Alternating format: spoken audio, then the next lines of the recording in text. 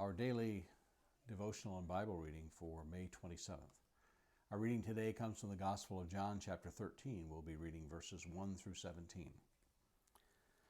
Now before the feast of the Passover, when Jesus knew that his hour had come to depart out of this world to the Father, having loved his own who were in the world, he loved them to the end.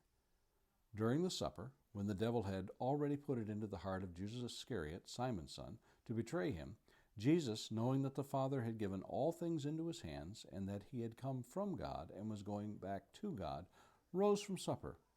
He laid aside his outer garments, and taking a towel, he tied it around his waist. Then he poured water into a basin and began to wash the disciples' feet and to wipe them with the towel that was wrapped around him. He came to Simon Peter, who said to him, "Lord, do you wash my feet?" Jesus answered him, "What I am doing you do not understand now, but afterward you will understand." Jesus said to him, "You shall never wash my feet." Jesus answered him, "If I do not wash you, you have no share with me." Simon Peter said to him, "Lord, not my feet only, but also my hands and my head." Jesus said to him, "The one who has bathed does not need to wash except for his feet, but is completely clean. And you are clean, but not every one of you." For he knew who was to betray him. That is why he said, "Not all of you are clean." When he had washed their feet and put on his outer garments, and resumed his place, he said to them, "Do you understand what I have done to you? You call me teacher and Lord, and you are right, for so I am. If I then, your Lord and teacher, have washed your feet, you also ought to wash one another's feet. For I have given you an example, that you also should do just as I have done to you. Truly, truly, I say to you, a servant is not greater than his master, nor is a messenger greater than the one who sent him. If you know these things, blessed are you if you do them." Now some thoughts for today. There's much to be said for the life given to service. Our nature sometimes wars against such things as sacrifice, service, and giving, and the like. We're encouraged, though, when we see such acts that are second nature in people's lives. They do not bustle about looking for the limelight. It is not their intention to seek out notoriety for all their deeds done. They are appreciative when the recognition comes, but it is not the driving desire for their lives given to service.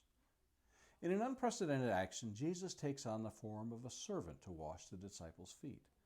Who could imagine the Son of God, the Creator of the universe, stooping to the level of a common slave to serve lowly man? Yet what other action could Jesus have done to show the disciples what he meant by becoming the diakonos, the Greek word for servant? Peter bristles at the notion that he would submit himself to Jesus in this way. "Lord, do you wash my feet?" Although Peter's intentions were somewhat honorable, he missed the point of the lesson.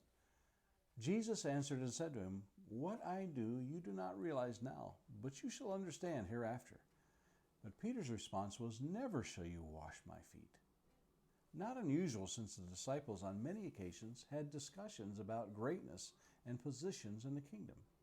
Consider what was said in Mark chapter 9 and verse 34.